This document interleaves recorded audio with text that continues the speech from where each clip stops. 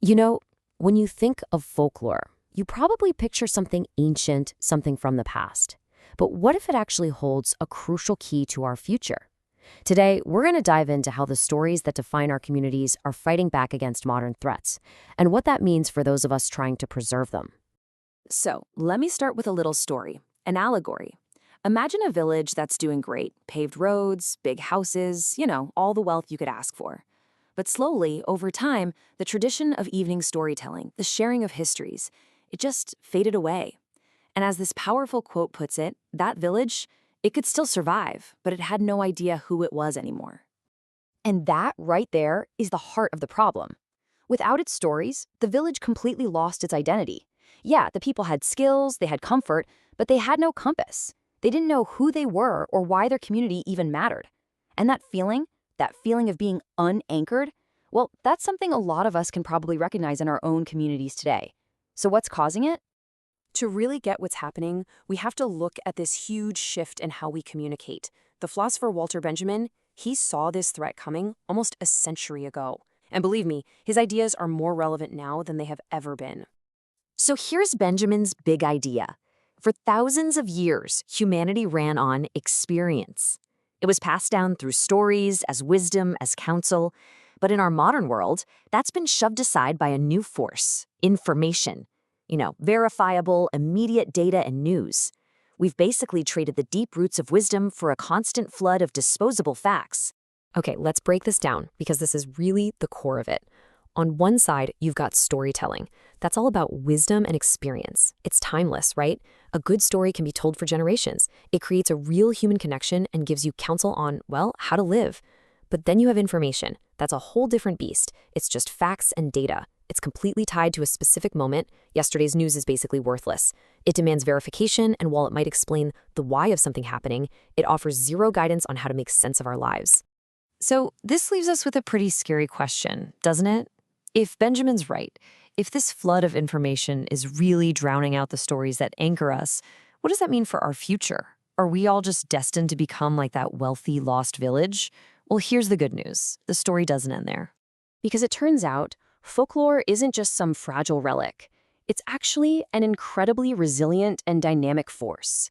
It's constantly adapting to the modern world, and in some pretty amazing ways. Yeah, a lot of research shows that folklore is anything but passive. It's not just sitting there waiting to be forgotten. When it's faced with new challenges like globalization or the internet, it evolves. It finds new ways to express a community's identity and keep those traditions alive in brand new forms. So, what does folklore actually do for us today? Well, it serves these vital functions. It fills in the gaps that official histories leave behind. It gives a voice to people who are often left out of the history books. It documents traditions, it keeps generational stories alive, and it captures the changing culture of a place, connecting our local world to the global one. It's basically our living, breathing collective memory. And all of this work builds something that sociologists call social capital. What's that? It's basically the glue that holds a community together. It's the trust, the shared identity, the feeling of cooperation that makes a community strong. And folklore? It's the engine that creates this capital, reminding us of our shared past and giving us a common ground to build a future on. Okay, this brings us to the most important part of our explainer, especially for those of you out there who actually do this work, who safeguard our heritage. If folklore is this powerful, how do we actively protect and preserve it? Well, the key lies in a very specific practice. And that practice is oral history. Now, this isn't just sitting down for a casual chat. It's a formal process. It's about capturing firsthand evidence of the past by recording, documenting, and archiving people's experiences to professional standards, so they become a permanent part of our historical record.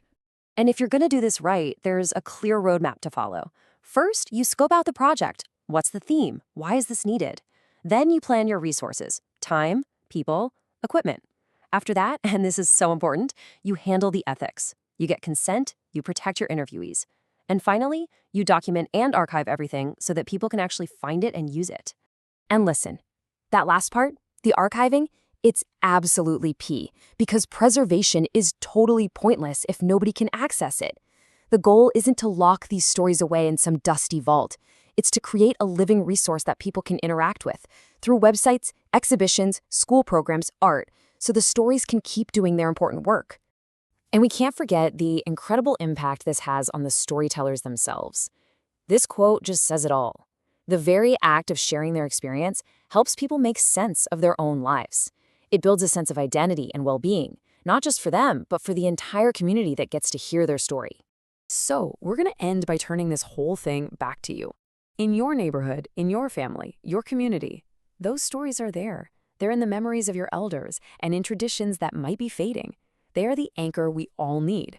So the question is, what story does your community need to tell before it's gone forever?